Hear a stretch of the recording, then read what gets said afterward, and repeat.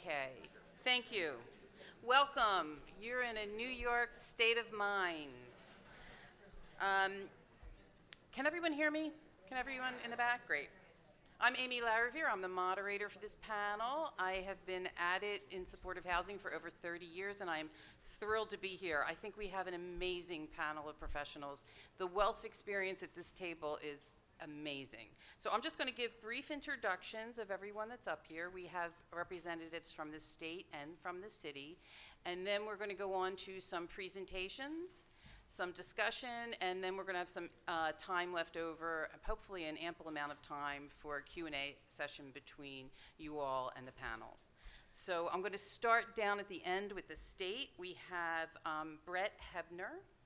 Brett is the VP for Multifamily Finance at New York State Homes and Community Renewal. He oversees the 9% financing path for affordable and supportive housing projects.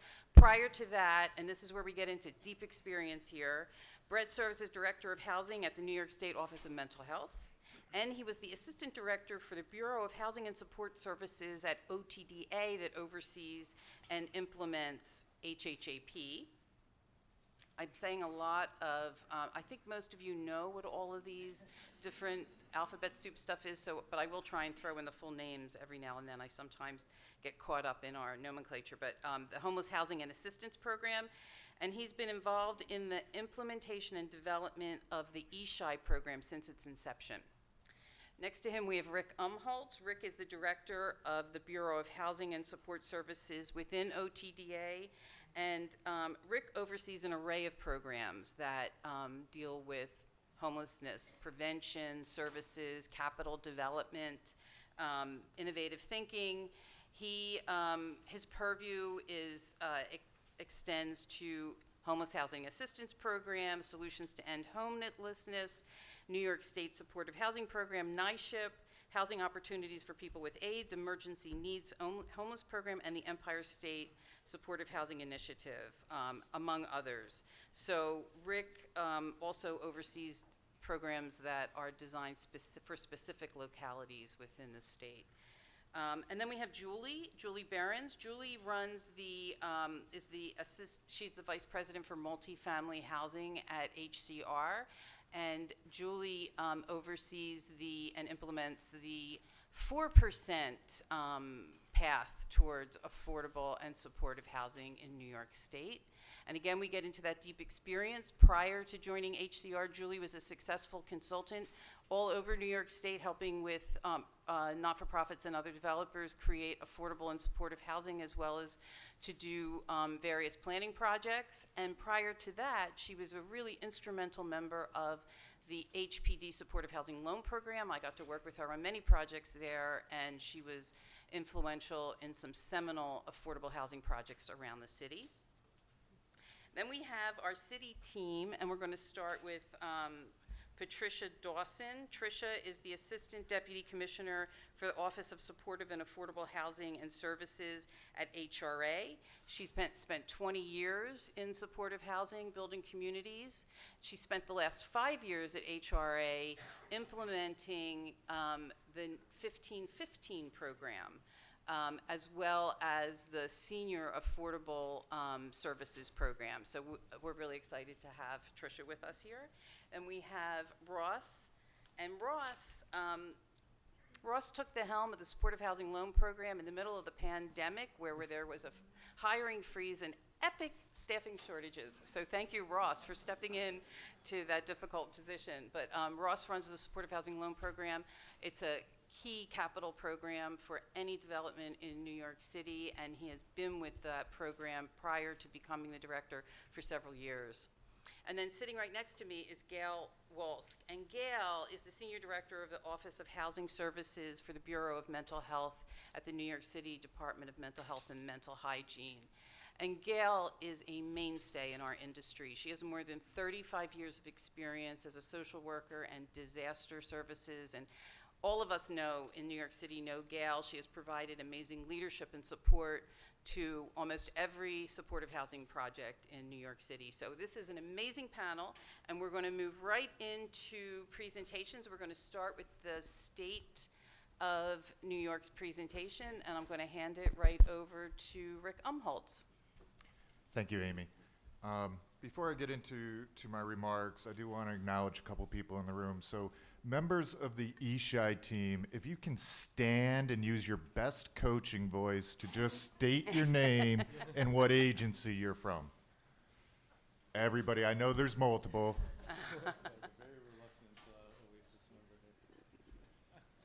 Go ahead, we'll start with you, Esteban. We'll go from front to back.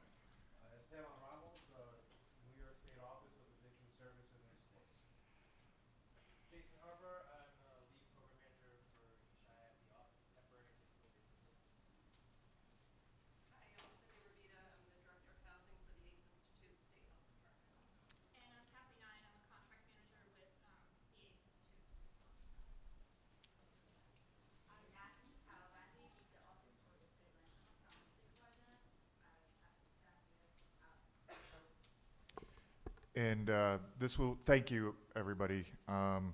It becomes critically important, and it gets to my remarks in a few minutes. I'd also like to acknowledge a couple folks that are with us that, again, tie back.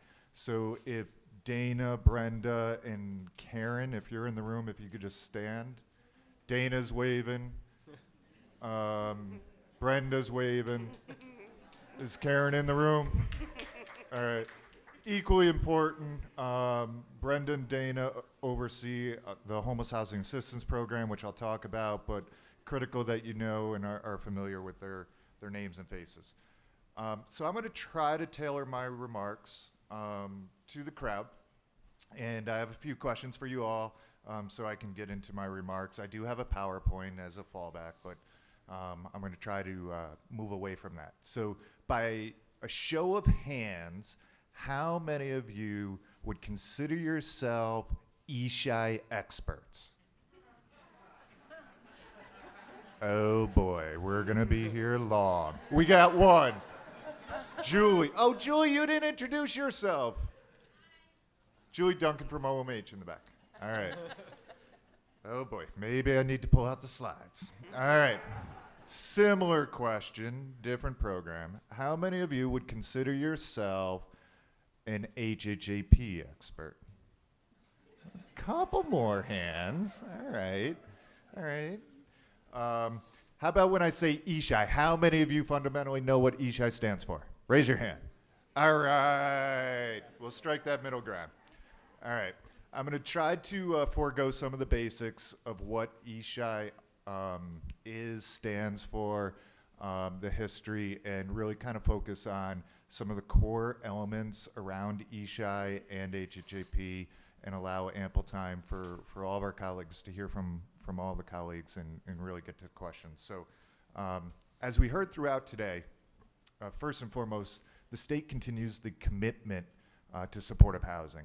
And I couldn't be more pleased, more reassured. It's been a resounding theme throughout all of the sessions that I've been participatory in today, where the 5-year housing plan was one-upped or again.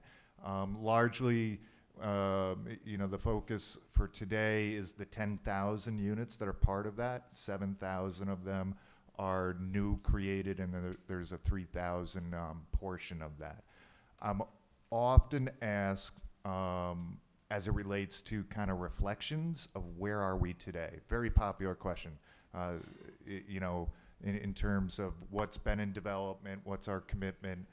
So I'm pleased, and again, if you were in the prior session with some of the state commissioners, there was an acknowledgement that as a whole, that there's been over 9,500 units of supportive housing that has had state investments in it. Of that, more than 6,500, let me make sure my numbers are right, actually 6,750 are ESSHI.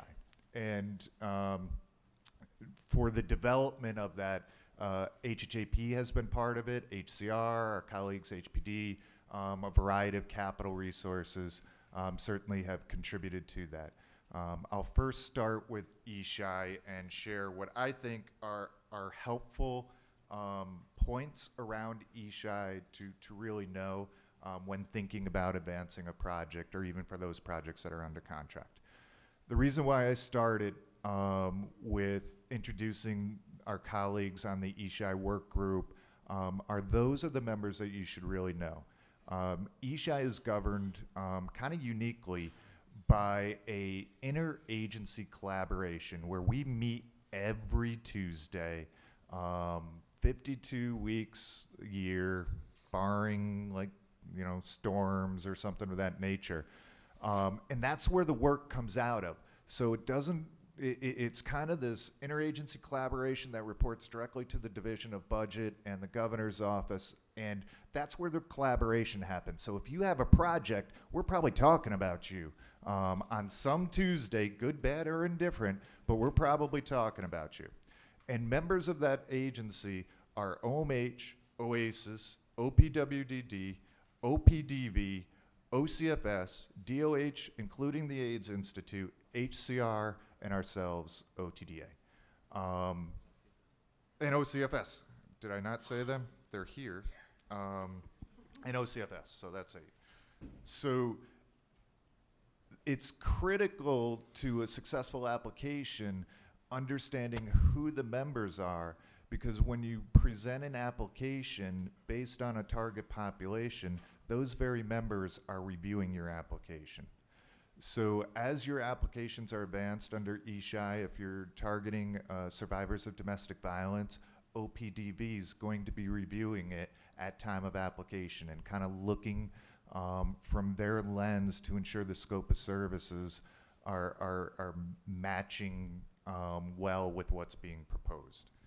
So it's important to note that particularly we see many multiple population applications that are presented that resonates with need from the communities, that it's not a stroke that is so broad that you're really not hitting the unique service needs of each of the target populations. So that really has to kind of come to the forefront at applications.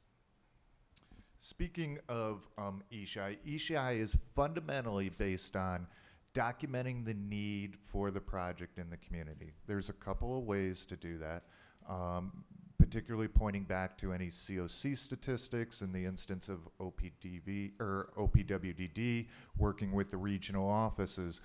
But ESSHI should document kind of the need for the housing within it, which is fairly self-evident in today's time, but then pairing, if you will, the services that meets those needs, as I mentioned. Also important aspects around ESSHI is looking at the referral sources for the particular project, and is there a pipeline for it? You want to add anything so far? Nope. Okay. We heard the words kind of ESSHI or housing first throughout the day. I want to highlight from the ESSHI perspective, which obviously brings the services and subsidies in a comprehensive package as an offering for projects, permanent supportive housing projects, that just highlighting that it is a housing first model. So as projects are going through the planning process, to be mindful of that in developing an application before us, as well as needing to be connected to the COC, as I mentioned, or the regional office. I'm often asked kind of what constitutes a eligible project. There are a lot of different kind of creative ESSHI projects out there. And I'm going to read from the RFP because I think over the years we've seen some projects that came in that were ineligible, and you know, I feel bad for the time that was spent on it. So I do want to read kind of the exact verbiage, and I'm sure we'll get around to questions around this. But projects pursuing a conditional award with ESSHI must be linked to a housing development project that will create new housing units through new construction, the adaptive reuse of non-residential space, or the repurposing of vacant residential units. So it's really about expanding the housing that's available to communities at the present time. One of the changes that we made, I think it was last year, correct me if I'm wrong, is we slightly increased our emphasis around readiness in the RFP. I don't know how well that kind of was brought forth. We all know and agree that ESSHI, you don't have to be shovel ready. That's the beauty. It's solved for those, I'm looking at Carol, for those of us that go way back before ESSHI, which came first, services and operating or capital, right? It was the chicken and the egg. ESSHI kind of solves that equation by allowing applicants or recipients to have a conditional award that then can leverage capital dollars. But there is still an emphasis around the readiness, or at least a plan around readiness. Having an idea of where you're going to pursue the capital, a little bit of an idea around where the project may be housed, site. So some thought and some time around how are we going to move this project kind of from the theory or the concept to actually realizing it is exceedingly beneficial for applicants to consider. Another change that was made last year is that we moved to a 24-month conditional award. I think that's in reflection of kind of just the time it takes to move a project along a capital financing and development timeline. But when I was reflecting coming down here, it probably is worthy of a conversation for those that intend on applying again, or maybe applying is 24 months sounds great. So the next question I would ask myself is, do I need to apply next year? Is there a benefit? 24 months, do I wait till the next one? And what I'd like to share with you is some things that I think I would reflect on. One is you have the conditional award for 24 months.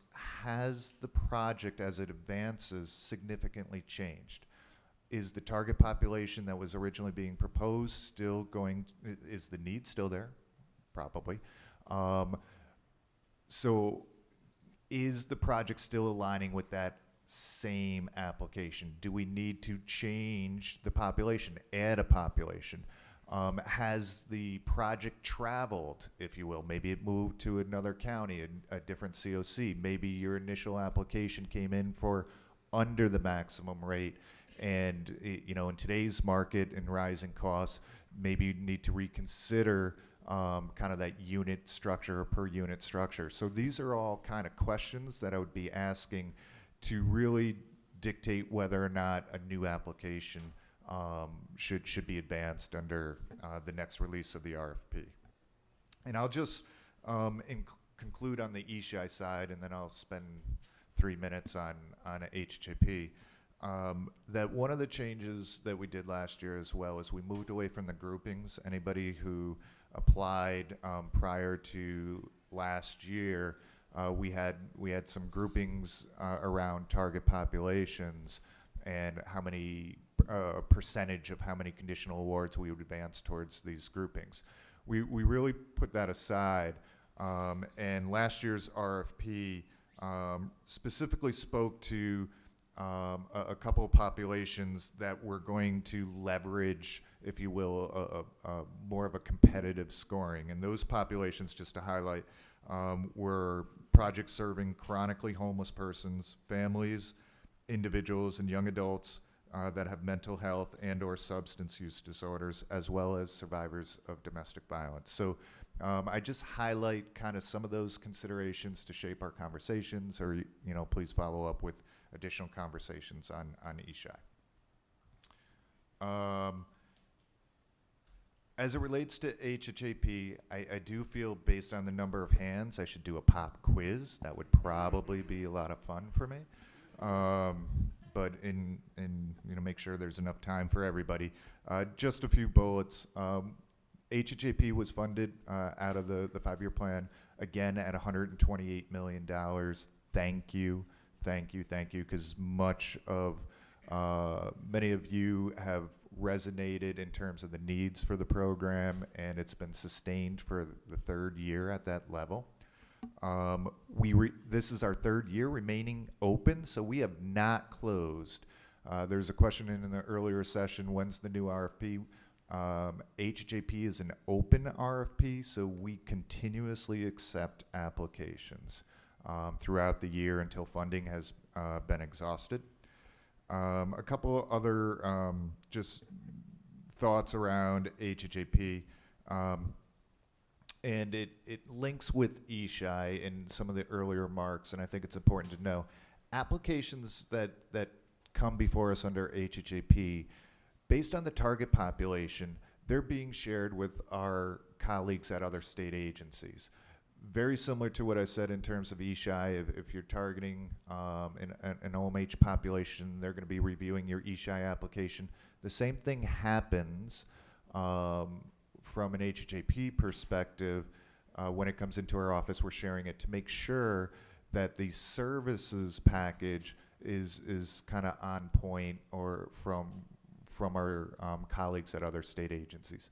Similarly, if you're proposing kind of joint financing, we share it with our capital funders, both at the city and state. We check in with them. So kind of how I opened up, if you have a project and we know about it, we're talking about you for sure. And the project, in good ways, all good ways. Other things to kind of highlight from an HHAP perspective, just some expectations. Once we make an award announcement along HHAP, we expect to be in final executed agreement within 12 months from advancing our awards. So I think that's important in terms of your timeline of when you apply.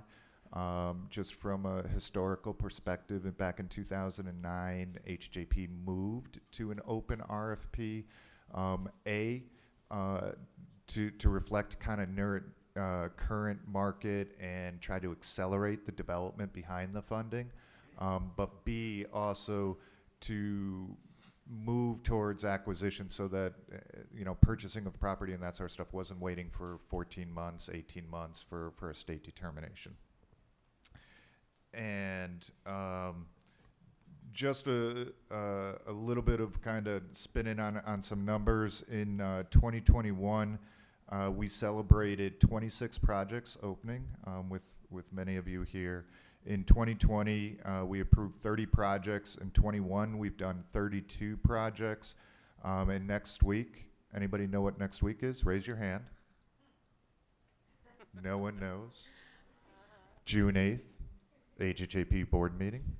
Riveting television. I know. So that must mean no one in the audience has a pending application with us. Good for us. Not really. And just in terms of our portfolio, we have over 390 projects statewide from an HHAP perspective. And that represents 568 buildings and over 10,500 units of housing. So we're proud of that. And I would be very remiss, and I didn't get into the level of detail for HHAP because I want to save time for the true questions and answers, but I'd be remiss. Sometimes I'm asked, where do I start? And where you start with HHAP is a concept paper.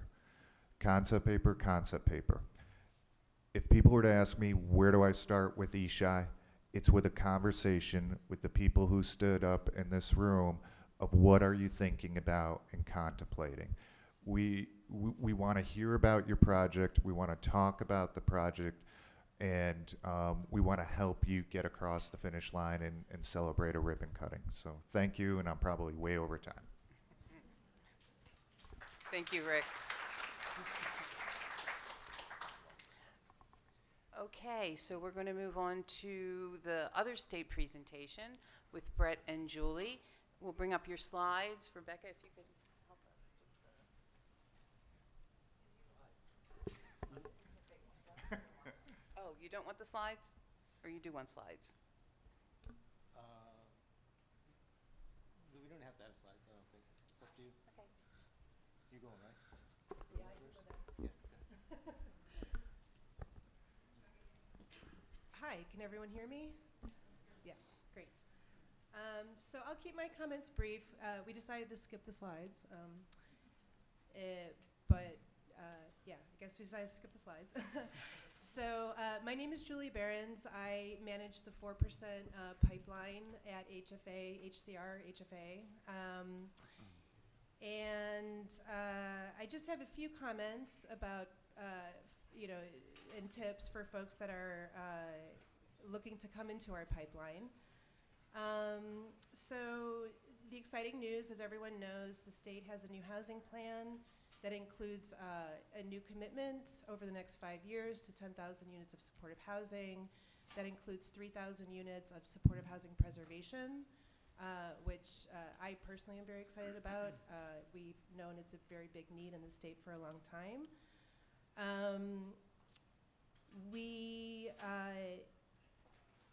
For deals in the city, which this panel is focused on, we continue to collaborate very closely with our city partners at HPD. We continue to be focused on the 4% side on supportive and senior housing in New York City with our subsidy and volume cap. We routinely see all kinds of combinations of city capital, state capital, New York 1515 combined with ESSHI. It is possible. And we've closed every machination of the various subsidy sources. One thing I would point out to folks, these are just things that pop up occasionally as we're looking at new deals coming in. If you're planning to use SHOP subsidy, you should plan to use ESSHI. We, again, are flexible in having two sources in the building, if needed, to combine 1515 and ESSHI. But increasingly, I would just say that you should plan to use ESSHI if you're requesting SHOP. It makes it much easier for us to use capital sources when it's supporting ESSHI. Folks probably know that in the city, we require a minimum of 50% of your units in a project to be supportive housing, minimum of 50%. We are also regularly, do deals that have more than that, especially if HPD is involved.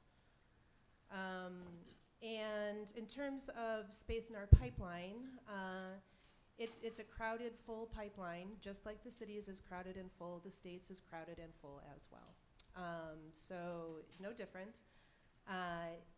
And we will continue, as we have been over the past few years, to average, we target 8 to 10 deals per year with the city. So that means that if you are interested in doing supportive housing in New York City, you will most likely be doing a deal that involves both city and state funding, both on the capital side and on the service side, and that know that, just like every other municipality around the state where we work very hard to coordinate with the local leaders around their priorities, we do the same with the city. So we are regularly managing this pipeline, and we try our very best and have been successful over the past 2 years in aligning our priorities. What else can I say? I would like to mention just a few things that we've done on the 4% side to help increase transparency and make the process for presenting into our pipeline a little bit more streamlined. So unlike the 9% side, we run on an open window environment. So we are continually receiving new proposals coming in. If you have a deal anywhere across the state, your first stop should be with your development director. For downstate, including all of New York City, your development director is Ayanna Weiner.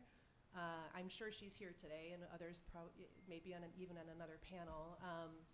So you should contact her first, or myself, and I'll send you to Ayana. We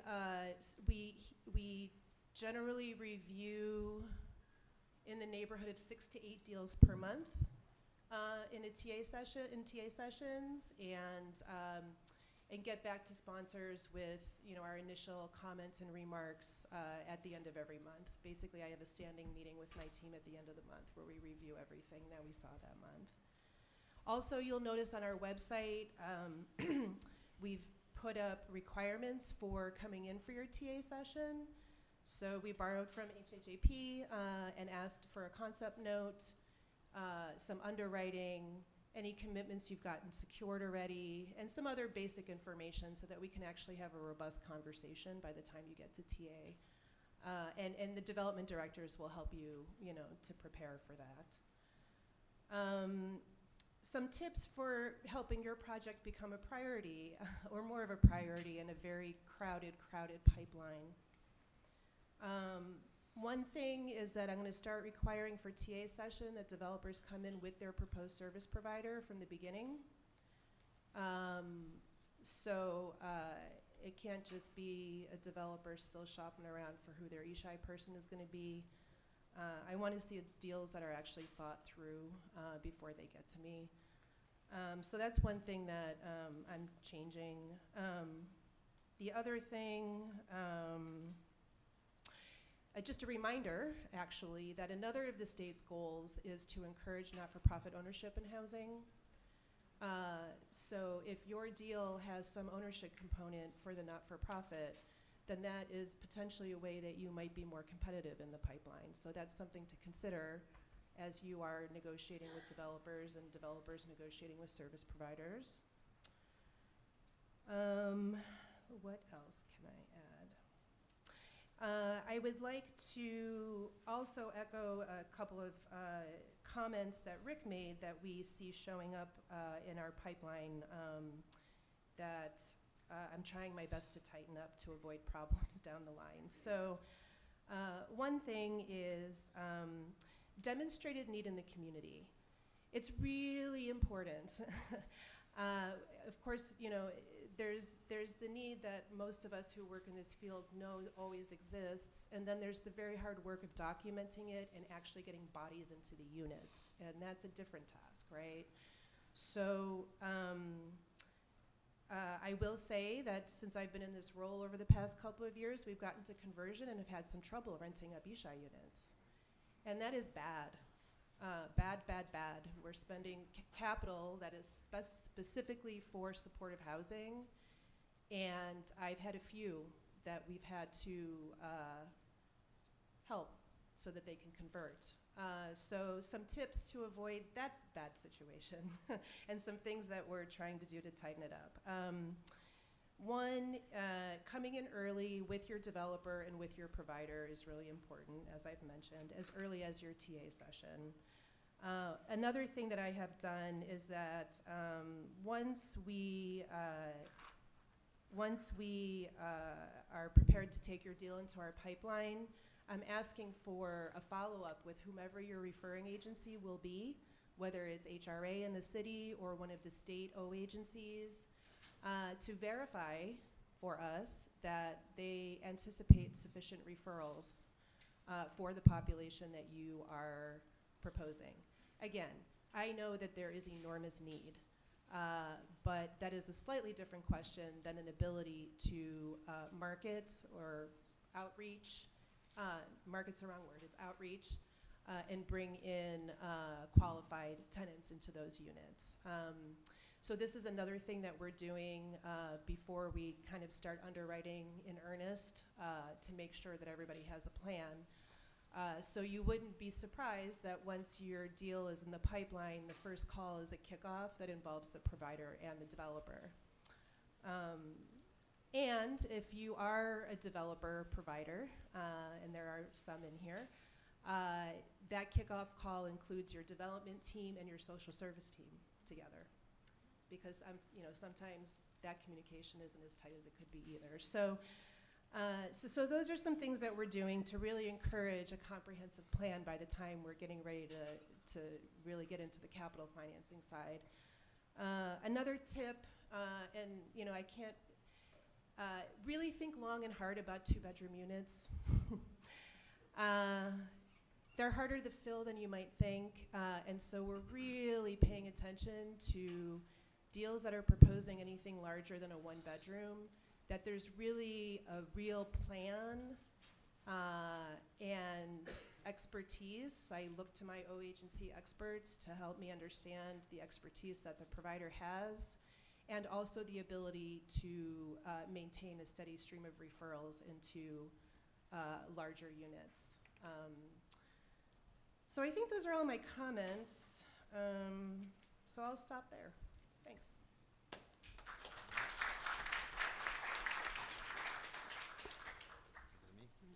Brett? All right, thanks.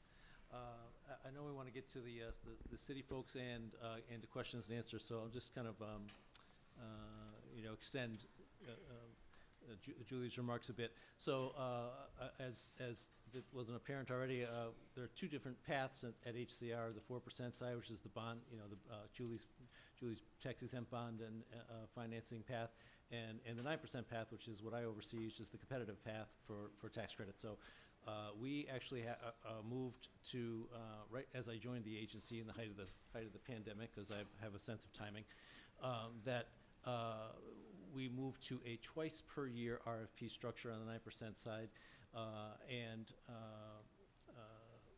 we what did I want to talk about that?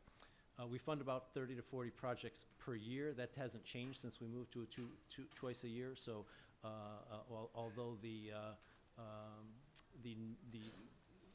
ratio of projects to applications has gone down, the number of projects that we're funding a year has stayed the same, because the amount of funding that we have available has stayed the same. So although we've provided a second opportunity every year, we did not provide twice the resources. So I think that's important to keep in mind when folks are applying to the 9% side.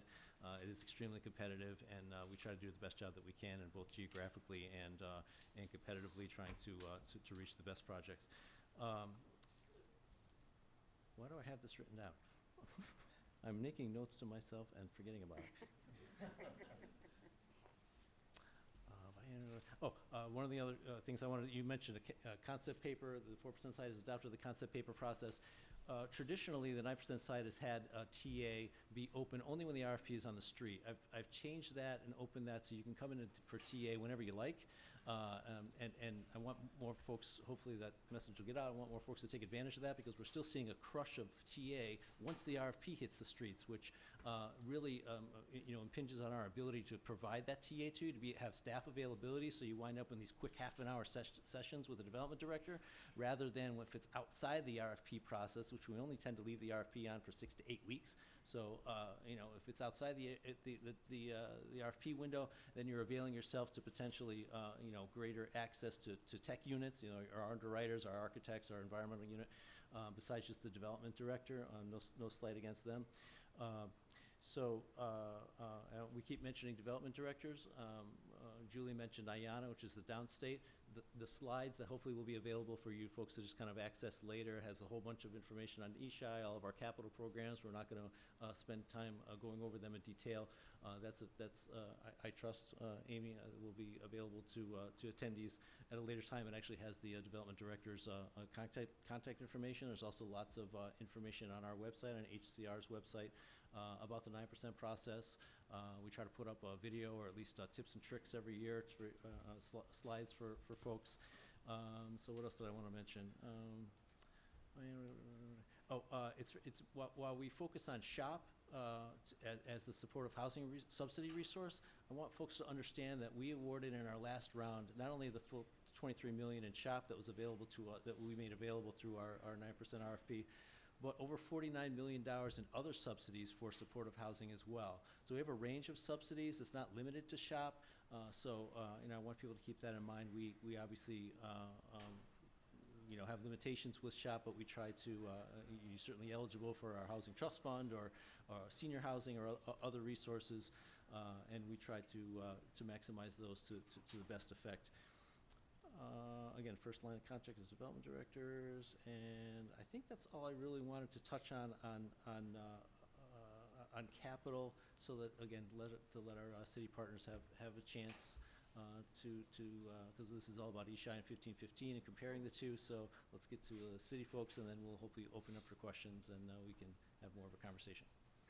Great, thanks so much. So we'll move on to the city, and we are going to use slides for this one. We are. And just want to make sure, can you hear me okay? So all the math going on here. So just so we can get started, just for show of hands, who are the developers in the room? Show those hands high. Great. Okay, and where are the social service providers? All right, if you're a social service provider and you have a 1515 award, let's see those hands. Okay, and if you have a 1515 award that actually has people living in those buildings, let's see those hands. Thank you. Thank you, thank you, thank you. Yes, exactly. So we really appreciate the work and the partnership with you all.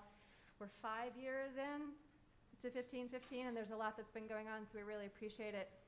So Ross, Gail, and I are going to walk through some slides that we prepared, and I want to thank the state for actually teeing us up on some great conversation pieces that are in the slides as well. So you're going to hear a lot of repetition around themes between the state and the city when it comes to referrals and just some tweaks and tips. So we're ready. Thank you, Rebecca. So being that there are so many hands in the room that know 1515, we won't spend too much time here, but just it is to ground and remind us that 1515 was put together really as a collaboration between the city government partners, between all of you in this room, and also like SHINE and the Corporation for Supportive Housing.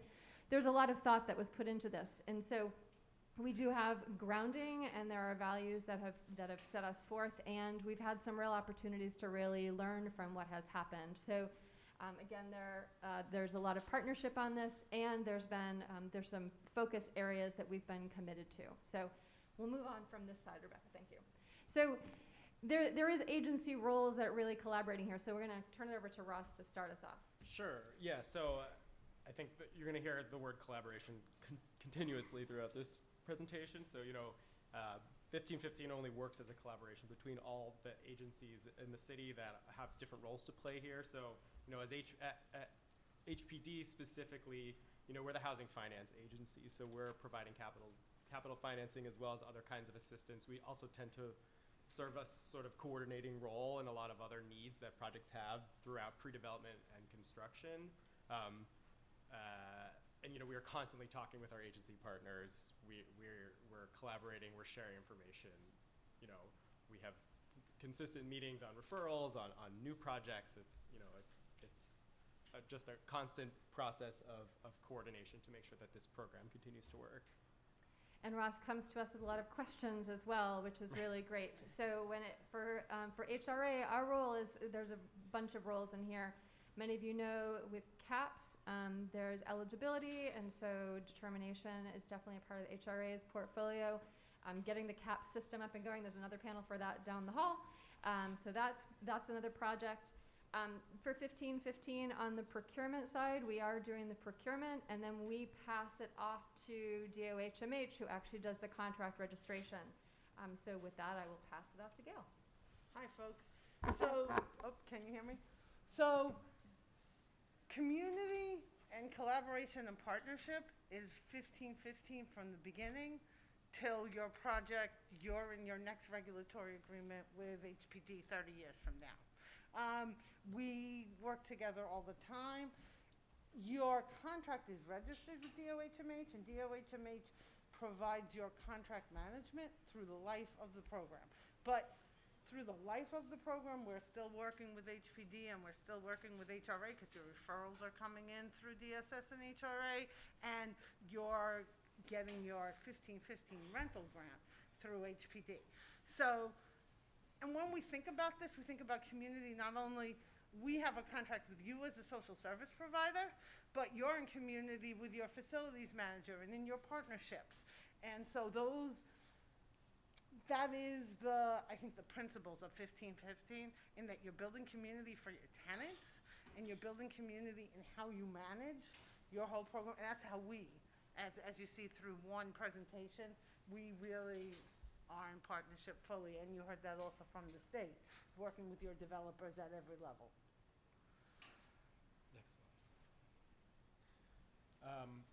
Yeah, so the collaboration, I mean, it's an interagency collaboration, but I think, we also expect that these programs have to work as a collaboration between all the different people that are making these buildings run. So, it's within all the members of the development team, it's developer and service provider if they're not the same, service provider and property manager.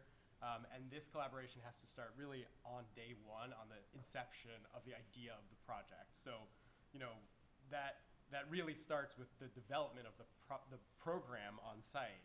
You have to put a lot of thought, like immediately up front, on how this building is going to run. We expect these projects. We're especially from HPD's perspective, we're working on pre-development for a couple of years. We close on the project and then we kind of pass it off. But we expect these projects to run successfully as supportive housing for 30 plus years. And so, a lot of the decisions that will make sure that happens or not are happening at the very beginning. So that starts with the development of the program. So I'm gonna pass it off to our program. Sure, and then I think part of what you hear often, whether it's the city or the state, you want both the social service provider and the developers need to understand what the requirements are for either side. So social service providers do need to understand what the regulatory agreements are on the development side.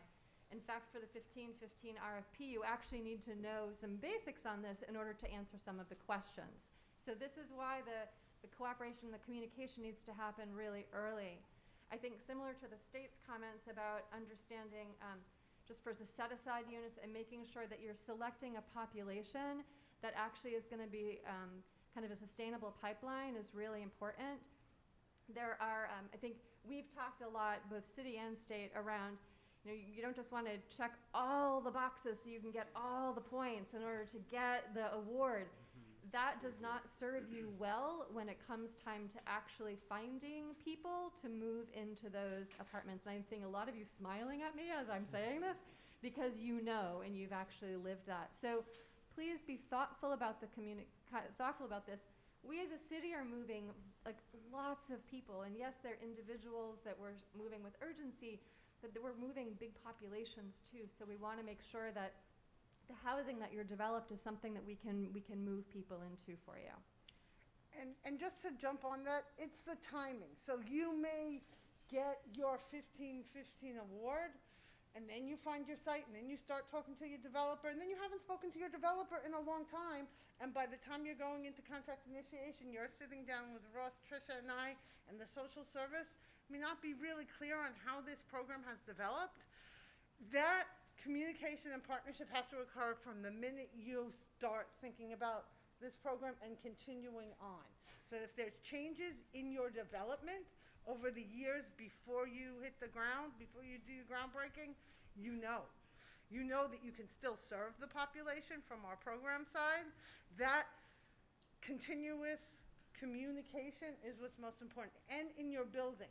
So you get funding from DOHMH, that's for your front desk or your security. You're also getting some funding from your operations side. That's how everybody's trained the same way.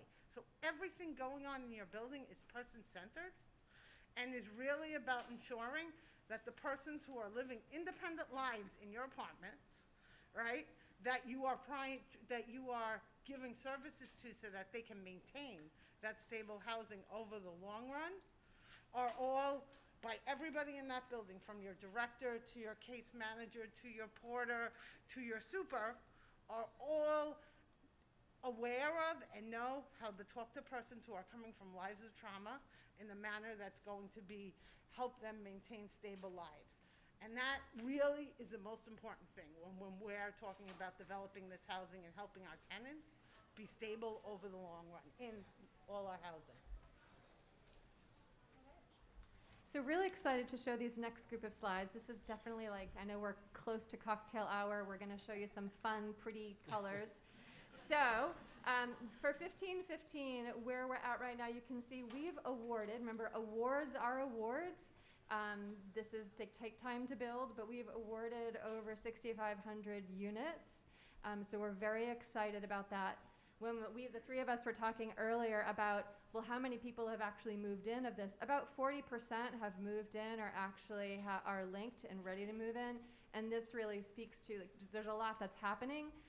So then we'll break this out a little bit more. So if you go to the next slide, You actually can see in the congregate side of this, we've awarded 70% of the original allocation of the 1515 units.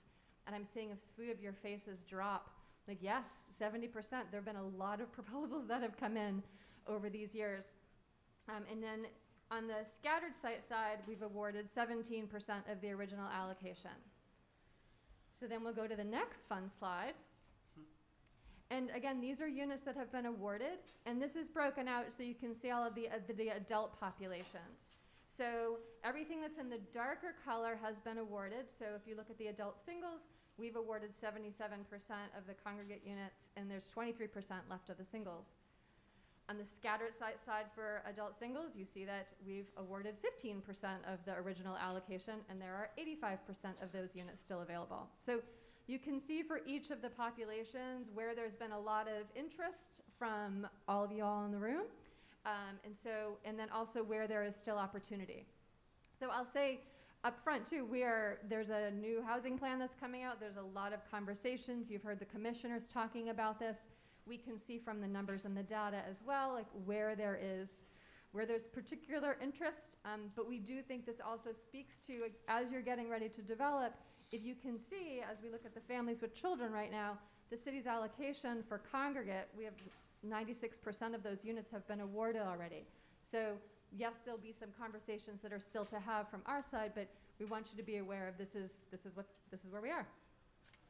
And Rebecca, the last slide here is for the young adults. So there's a real interest in young adult populations. I'm really proud of the work that we've done with 1515 around making sure that ACS, DYCD, and DHS are all trained, and making sure that young adults who are pregnant or parenting are able to submit supportive housing applications.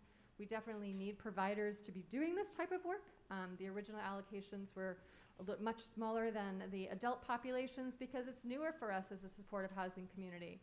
But you'll see on the scattered site, for the young adult families, there has been a lot of interest here. So 63% already awarded, great. And on the scattered site for the young adult families, there was such interest here, we actually did do some shifting of numbers so that we could have more units come on for young adult families.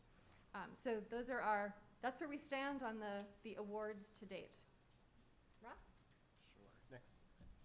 Okay, so just talking a little bit more specifically about HPD's role. So HPD is, we're a housing finance agency, so we're responsible for the financing of the congregate site portion of the 1515 goals. So, that's 7,500 units. I should note, with our state partners are here, we are closing deals not just with 1515. City funding works also in conjunction with other sources of state financing. It works with state service contracts. We are closing deals with 1515 and ESSHI all the time. So just to preface that, the city has its 1515 goals, and HPD is an important part of meeting them, but we also have, we have supportive housing general targets and goals that we're trying to meet, and we can do that with state financing and state tools as well. So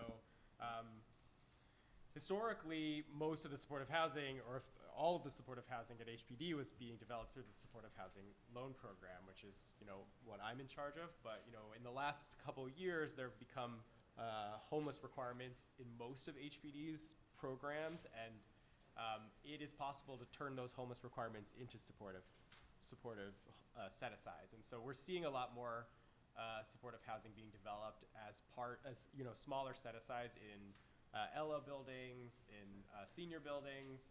I should note, the set-asides are much smaller in those than the historic, SHLP. Our baseline requirement is that these units be 60% supportive. We expect those buildings to be majority owned by a nonprofit. It's sort of the more traditional, true supportive housing buildings, but these supportive housing set-asides are becoming much more and more common. And I think something really important to note on those is the coordination between the building owner, the developer, the service provider has to be really, really tight, because we do see that in those situations, sometimes the service provider is a little bit left out of the conversation because they're not necessarily part of the core development team. And so, you know, as Gail and Tricia were saying, you know, we don't want people to get to the contract initiation meeting and then find out that they're actually working in a building that looks completely different from what they originally thought. So just a word of warning to anybody who's sort of starting to work on those kinds of projects. What else to say about HPD? So, I mean, I guess let's go to the next slide. This is probably more interesting. So the other big part of HPD's role in 1515 is that HPD administers the 1515 rental assistance program. So unlike ESSHI, which is a combination of service and operational funding, 1515 was split so that there's service funding through DOHMH, and then there's rental assistance through HPD. So the main requirement in order to get the rental assistance is that you have a service contract, or you have a service award from 1515. And we've tried to make the barriers to getting the 1515 rental assistance very low. And we wanted it to look as much like Section 8 as we possibly could, so that, you know, it felt very familiar. It was easy to just sort of switch people's mindsets from the historically, you know, working with Section 8 to working with 1515. The big difference is, of course, this is not federal funded, so we can avoid a lot of the federal requirements and federal, you know, bureaucracies and things like that, which make it much more difficult to develop supportive housing. And it's underwritten according to a rent schedule, which is roughly equivalent to 80 or 90% AMI. So that really helps with underwriting these deals as well. Next slide. I'm going to skip over some of this. You know, HPD has a lot of different tools at our disposal to make these projects work. In addition to capital financing through the loan programs, we're also doing tax credits, tax incentives, other kinds of programs. But it's important to note none of this comes for free. It all comes with strings. Those strings live in the regulatory agreement and in various other documents, which will live with these buildings for 30 plus years. And so it's really important, you know, getting back to collaboration again, it's really important that everybody who is involved in these buildings is very aware of what's in this regulatory agreement, what's been agreed to, and is able to comply for the life of the building. And, you know, just like maybe talking a little bit about HPD's development process, you know, this is a long process. We have a fairly long pipeline as well. Should, of course, say we're coordinating with the state constantly. You know, we're trying to make sure that each other's priorities are being considered and met. We can't do our job without the collaboration of the state. I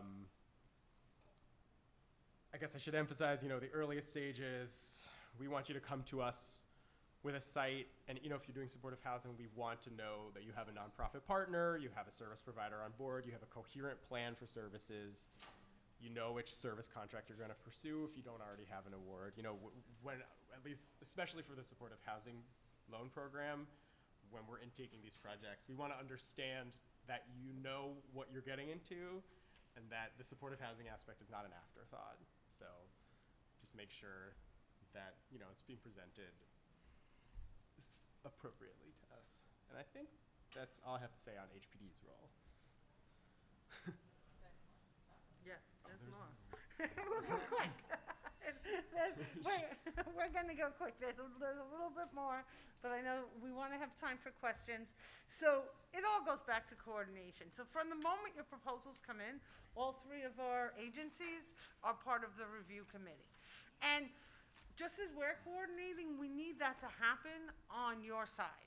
So it needs to happen from, I think you mentioned it, Julie, when you come in and have your meetings regarding referrals, you want to have your building operations people there from the beginning. You need to understand all of their processes, and they need to understand all of yours. So CAPS, everybody knows the coordinated assessment and placement system. It has to be used by the social service providers. It has to be updated. It has to be updated in real time. We can't help you get your buildings occupied quickly and build your communities, which is what you're doing, unless we're able to know what's going on. And it's a system, there's a lot of systems. There's the notice of tenants' rights that has information regarding social services and rent and building information. That has to be put together by everybody who's running the building. So it goes back to teams and to ensuring that there's good communication on every level. So I'm going to go through this really quick because I know we want to have some time for questions. On program expectations, I think what's most important, because everybody here who's running a program, who walks into a program, knows that you want it to be tenant-centered. It's about helping people build full lives, but that starts from the apartment viewing. I was in a meeting the other day and somebody said that's new terminology. And I don't think it's new terminology. I've looked for apartments in New York City for all my life. When I want to go and rent an apartment, I'm going to go view it first. And our tenants are doing the same thing. They're going to view it either virtually or they're going to be able to come and see it. And then both the landlord, the social service provider, and the tenant has a discussion whether this is safe housing. And that really is what's going on through the life of the tenancy for that tenant, to ensure that they can live there and be safe there and have healthy lives. Young adults, I think that we have a little bit here about services for families and young adults. When we started 1515, one of the major things we did, and we've been saying this for 5 years, is that you're able to serve the whole family. And this isn't all your programs, because you have single programs where you may be having a new tenant who's single, who's there for 5 years, and their family develops. They have significant others. They have children. They have cousins. Other people come and go. Your role, and within 1515, with the ability to have both service funding and the rental grant, we absolutely believe there's a funding available so that you are serving that whole family and that whole community. And in families, and when you're dealing with young adult families where you're helping young adults learn the skills to live independently and learn the skills to be a parent, that's a lot of work. I'm not doing that hard work. You're all doing that very hard work, we know. But it's doable in 1515 in a way that it wasn't in the past. And we want to learn and hear from you what else needs to be put in as we go forward. And I'm trying to do this really quick. It goes back really to the last. With a successful collaboration equals healthy tenants and staff. We can't be coming out of this COVID sitting here in a room of 200 people that I haven't done in however long without talking about our health. And that's what you've all done throughout this last 2.5 years, kept your tenants healthy. And you did that by collaborating with tenants, finding who is able to manage while still sharing a bathroom or a kitchen, and who isn't, and who do we have to move because that's not doable. Meeting the individual needs of each of the tenants through this hardest time. And I think what everybody's saying here is that from the beginning of thinking about, I want to be able to serve people in independent apartments, we have a collaboration. So on that, I think. So I'll say very briefly just about referrals, because that's been a theme definitely today. So OSAS, the Office of Support of Affordable Housing and Services, does do a lot of the coordination for referrals, definitely on 1515. We've partnered up to do some of those referrals also for the ESSHI. So just, it is a dedicated team. We've been trying to really pivot to make sure that we are moving people with urgency and where we can. There's been, many of you know, there's been a lot of discussions around the paperwork that is required in order to have someone eligible for your buildings, in order to be able to move them in. So we want to find ways to do that in a real streamlined way that meets your regulatory agreement requirements and also and moves people in. Both of those are important. It's not one or the other, but it is both. So want to pay attention to that. And then just a note on CAPS. That is the Coordinated Assessment Placement System, and that is how the city is moving things. So you want to make sure that your staff are well trained on CAPS. And then I think I'm sure there'll be some questions, so we can move past this. Each of our agencies does have websites. We try to make sure that they're linked to one another as well. So sometime if you see their knock, let us know. So lots of web page access. And then the very last slide here for us is around the RFPs. The congregate RFP has been released in Passport. So I know there were some hiccups with that. It is officially out. The scattered site for all of the adult populations has been released as well. So that is out, and there will be a separate RFP that comes out for the young adult single population on the scattered site, and that should be coming out soon. So with all of that, thank you for all of the work that you're doing, and we'll turn it over for some questions. So we have a microphone in the middle of the room. If people have questions, we can open it up. Anyone have any questions for our amazing panel? Carol Gordon from the Bridge. Right, I'm Carol Gordon from the Bridge. I've been asked by funding agency why we would combine ESSHI with NYC 1515. And we haven't opened a building yet combining them, but we have gotten 2 awards for a few of our buildings for both funding sources. Are there pros and cons to doing it? I'll tell you why we're doing it, and that is because ESSHI offers you the opportunity to sort of have different populations. You don't have to house only chronically homeless, mentally ill, or people with substance abuse. So you have the opportunity for frail, disabled seniors, veterans with disabilities, so on and so forth. So that is very attractive to us because we want to mix up the population, the supported population. On the other hand, the 1515 program is much richer. You get a separate HPD rental subsidy, you get a higher rate on service hours, so you can provide it just helps on the operations and the service side. So we figured that if we combine them, we have the best of both worlds. As I said, I got an interesting question from a funding source the other day saying, well, we've heard that it's not such a good thing to do both. Thoughts? So Carol just asked, why would we combine ESSHI and 1515? Is that a good thing to do? And there are distinct reasons for a group like the Bridge using 2 different populations because there are different definitions and different payment sources. So would anyone like to take that on? I'll certainly start the reaction, and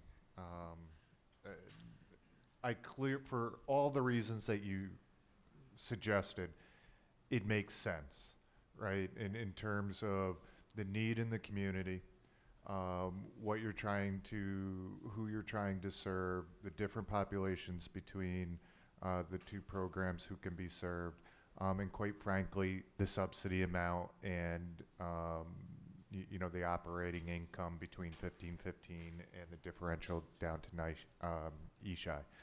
So let me first start that it would make sense to me to do that. There's no prohibition. The con, if you will, and it's not a con by any means, is ensuring from a programmatic perspective or an assessment and intake perspective that the awareness between the 2 programs in terms of the requirements that the Bridge is really embraced. Just in terms of referrals, eligibility, screening, that you're not applying a set of standards of one program to the other units, if that makes sense, right? But again, from my reflection, it makes sense, and that's the only real con that I can think of. Sure. Yeah, I certainly agree with what Rick had to say. In the deals that I see that are combining them, quite frankly, is because the sponsor wants or needs the flexibility to take referrals. No, not even that. To be able to serve a broader population base, let's say. I would think that this adds a lot of complication in your asset management side. So, that's something to be aware of, that you have the capacity to asset manage these 2 programs together. And it kind of reflects the service side, which I'm less familiar with, but I can imagine there's something to consider there as well. And maybe it's what you have to do to get all the capital you need. If I could just add on that too, I think just from, if you think about the way that CAPS is set up, it is unit by unit. You want to make sure that every unit is clear which one it is. You're not going to be moving people around between the different programs. So that's something that you want to just be really thoughtful to as well. So that way you're meeting your levels for each of those programs, and that if the city is doing the referrals for you, we're clear, very clear, what we are referring and what we're not. I would just add, I apologize, and we can talk offline, that we've done a handful of projects that are structured that way from an HJP perspective. So certainly we can talk offline about kind of, we have some that are in development, some that are actually operational, and any experiences that we had as well. Yeah, well, we did it with Bridge Rockaway. Yep. And we've Yep. done it with another project. So I think that from the perspective of the funding person, and I'm not going to say who it is, because it's obviously one of your agencies, I think it was more of an administrative kind of nightmare for having to administer two very different programs. And you've got the state, you've got the city, and maybe that was the comment the person was trying to say, like, why would you do it? If I could just make one other statement on this too, like those of us in the room, like we're often doing the thoughtfulness on it and planning it out. There are staff that are going to be on the ground that are doing this once it gets going, so we want to set them up well too. Thank you. And I Thank think you. just so I can throw in HPD's perspective, you know, we've closed a number of deals that have both, and I think this is to me more of an operational service question that I would defer to the experts on. But I think when a project comes to HPD, we just want to know that those questions are sort of primary when you're designing the program, that the program is designed based on like the services you want to provide, the populations you want to serve, and your expertise as an agency, not just in a way to maximize the finances. And if that feels like what's happening, then it can be a red flag. But you know, if you can make a compelling case to mix the populations, then it's something we've done before. Thank you for your patience, please. Okay. Oh, you're welcome. I won't hold you. It's 5 o'clock somewhere. I know. I asked this question earlier, so if it's a repeat for some of you, I apologize, but was asked to bring it to this panel. And my question is, I work at the YWCA in Rochester, Monroe County. We have 2 ESSHI programs right now. We're bringing on a third and a couple more in the works later on. But one of the problems that we have in Monroe County, not just with our ESSHI programs, but with some other ones, and I think you touched on it at the very end, but I would have liked a lot more, was a lot of the developers are tax credits. So ESSHI is housing first. As a service provider, it's very frustrating for us because housing first is to get the person into the housing unit, and then work on all the stuff that we need to keep them housed.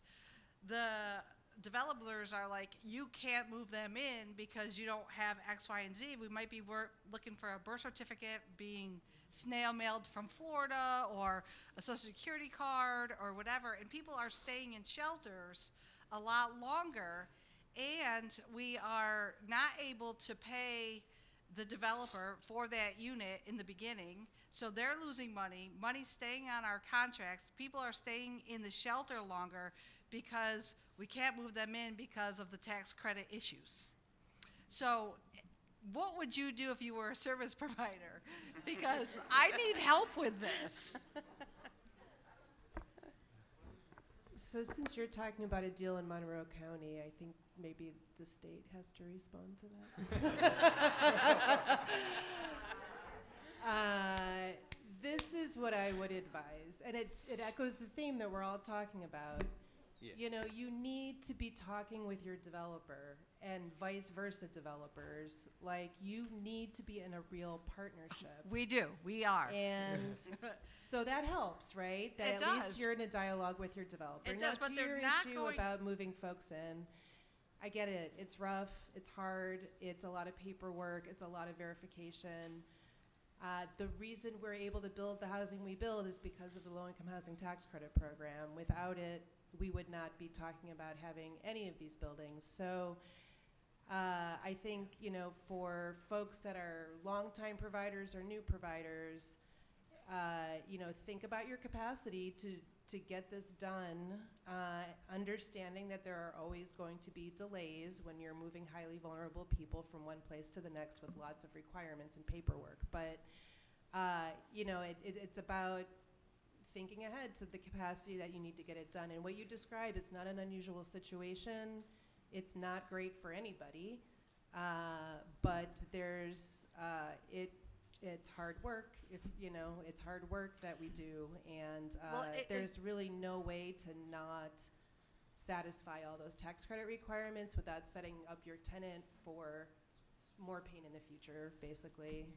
I mean, it gets frustrating on our end, especially when they're in shelter, because, the county will only hold people in shelter for so long.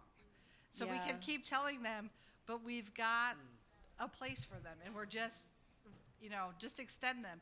And sometimes the county won't extend them, and we end up losing because we're not letting the person go because we have that person. So there's definitely a flaw in the system.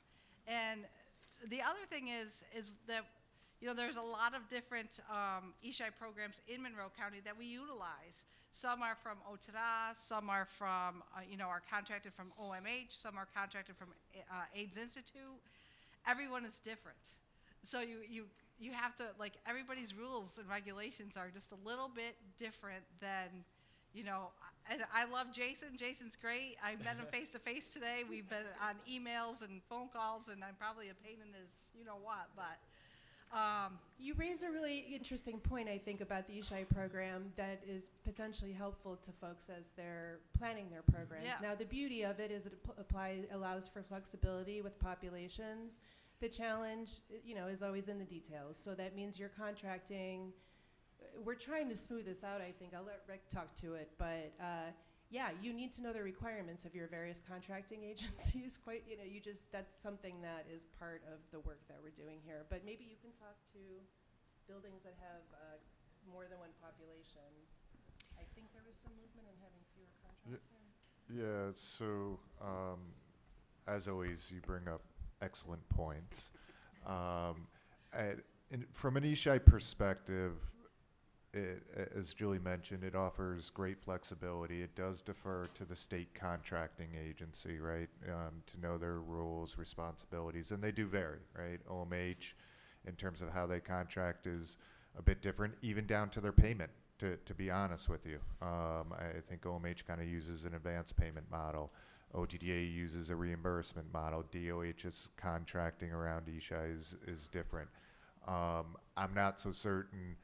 I mean, it's certainly to take back, but one of the reasons going into ESSHI was to do a collaboration that would then result with contracts under one procurement. In the old days, we used to have siloed RFPs for each of the target populations. So there's a give and take there. It resonates in terms of, can we iron out some of those deficiencies? One of the things that we've done along the way is, for contracts that have multiple populations, is that we're sharing that information with our colleagues and other state contracting agencies. So give an example. If your state contracting agency is OTDA or Jason, since you mentioned them, but also includes a population from OPDV and or OMH, will be that main contract for that application, and then we'll share the draft contract with our colleagues at that time.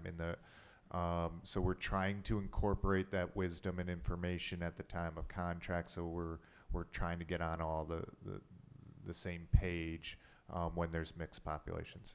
Does not directly answer your question when you have multiple ESSHI projects with various state contracting agencies serving a community that has maybe different wrinkles in how units are being accessed, or kind of the program rules. Heard. Well, thank you.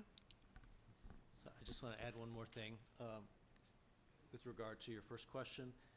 What do? You bring it to us, and thank you for bringing it to us, because I will say that we did have some success when I was at OMH with getting the attorneys on such a problem like that, where there was apartment treatment units. Folks who may or may not be familiar with what that means. In a low-income housing tax credit project, we were able to get the attorneys on it and create a document that kind of bridged those two requirements and smooth things out.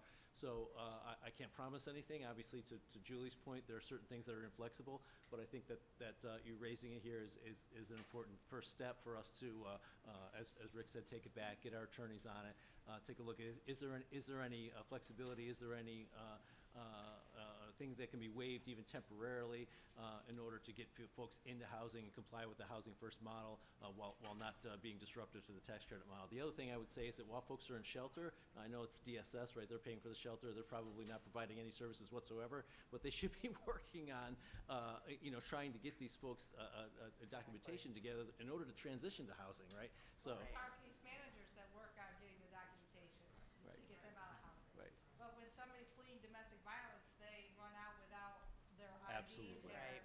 Absolutely. their social security card, their birth certificate. Yep. They got nothing. I Understood. mean, we don't even know if they're who they say that they are. I mean, Yep. sometimes.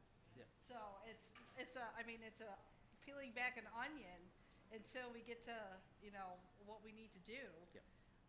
And the domestic violence ones, I have to say, are probably for us the hardest because they've got nothing. Yeah. So, if you could look at that, that would be great. I mean, even if we could have like a 6-month, 12-month kind of process that they can move in and get all that stuff while they're there, and if they don't renew their lease, if they don't have it in 12 months or something, I don't know what the answer is, but it's good that you'll look into it. Thank you. Thank you. Any other questions? Did I see a hand up in the back?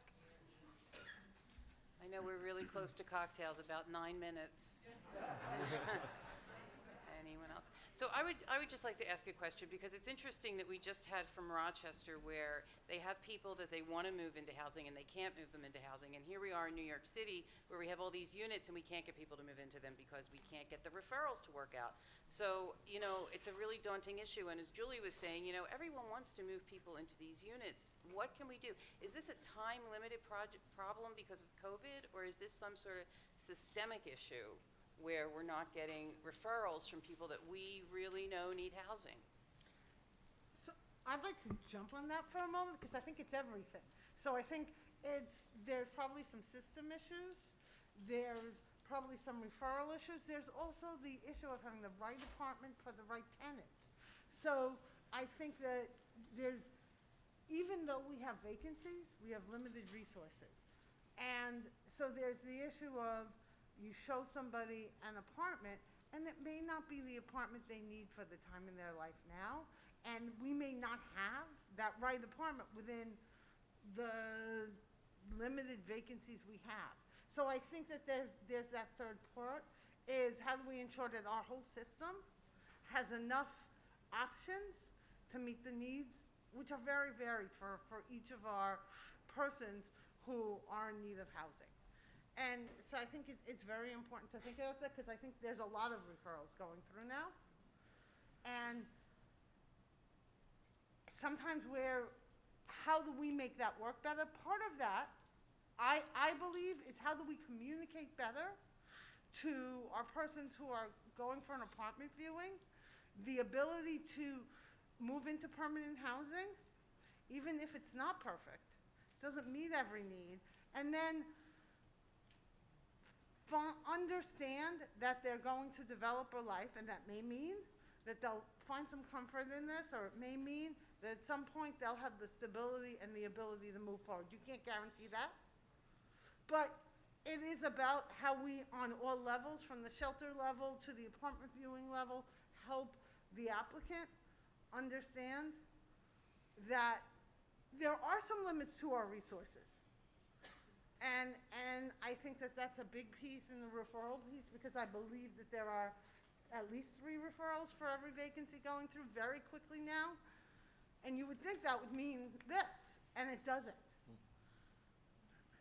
I would just like to add one other piece too, and I think for new buildings, it's a little bit different because we're sending a lot of people your way.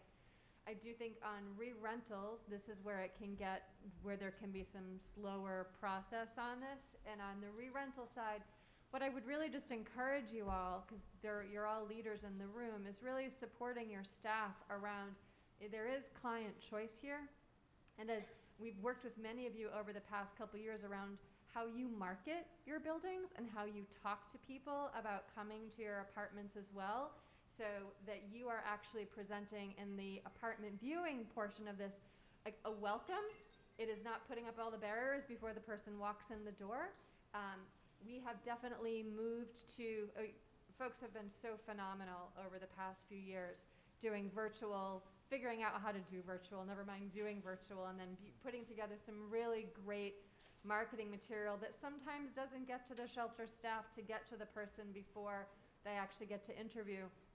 But we've also been able to pivot of late where we can go back to doing things in person. And I know a few providers have had really great luck making sure that the whole kind of apartment viewing, everything is talked about in that very first visit, so that the client who's coming can have a good experience and then move and be able to move more quickly. So I think we're definitely open to pivoting on this. We've been trying to work with your staff who work very hard in trying to get this moving forward. CAPS has to be correct in order for referrals to be able to go through the system. So please make sure you've worked with your staff and you also understand what is in CAPS, because if it's not correct, you're not going to get the right referrals. So please make sure that that's all correct as well. Okay. Anyone else? I guess just one. So just noting, so HPD runs the rental assistance program for 1515. I think that there had been some limitations on the size of families that could move into units that were funded through 1515 rental assistance. In the last revision to the admin plan that was published in May, we've made some changes that should make it a little bit easier. So hopefully that will create a little bit more ease in getting people into units. It's obviously not the whole of the issue at all, but you know, the little bit of it that HPD has some control over, we're endeavoring to try to help with this. Thank you. Any other questions?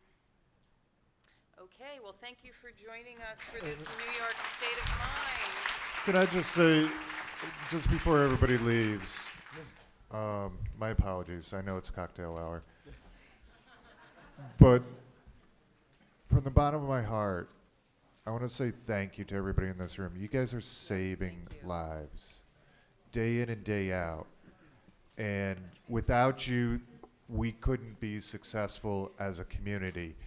If you encounter issues, as Brett said, call us. If you have ideas on how we can work better, let us know, because that's why we're here. So thank you and enjoy cocktail hour. Thank you, these wonderful panelists, for joining us, and Rebecca and Shinny. Have a good evening, everyone. Thank you.